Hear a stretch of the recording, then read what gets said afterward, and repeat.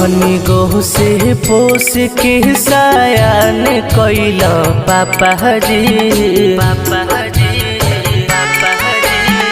कहनी गो से पोस के सयान कैल पापा जी शंख पनिया ढार के वीरान कैल पापा जी शंख पनिया ढार के वीरान कैल पापा जी शंख पनिया ढार के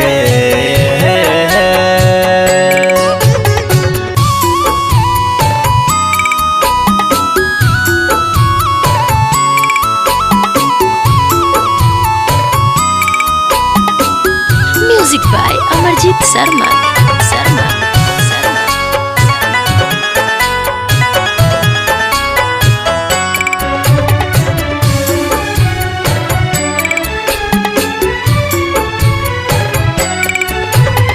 काचे काचे बासवा के माड़वा छवैल ओही बीच हाथ दोसर हाथ में धरैल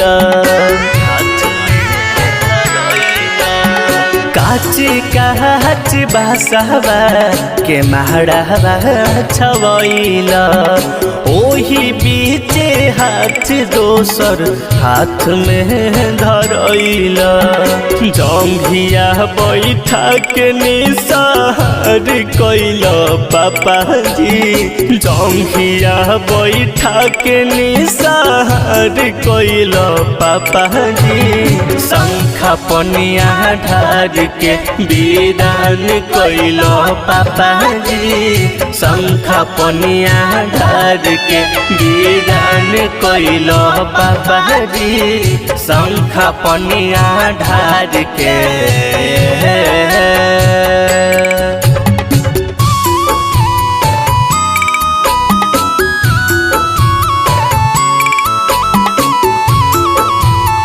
mix by Golu Chauhan. Music by Amarjeet Sharma.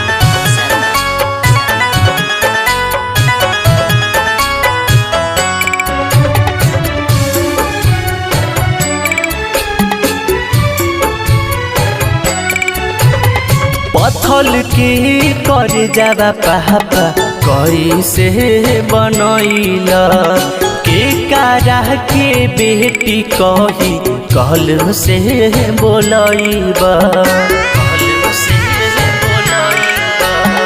पत्थल के कर जावा पापा कैसे बनैल के कारा के बेटी कही कहल से बोलैब देखे दुखवा हमारा जियान कैल पापा जी देखे दुखवा हमारा जियान कैल पापा जी शंख पनिया ढार के वीरान कैल पापा जी शंख पनिया ढार के वीरान कैल पापा जी शंख पनिया ढार के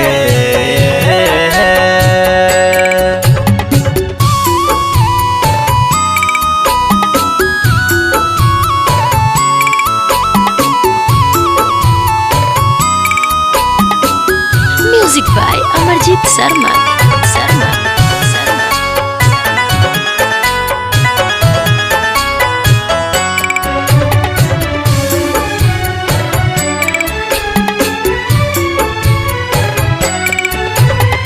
कबने कसुरवा पापा हमारा के तेजला गोलू चौहान राकेश संघवा भेजला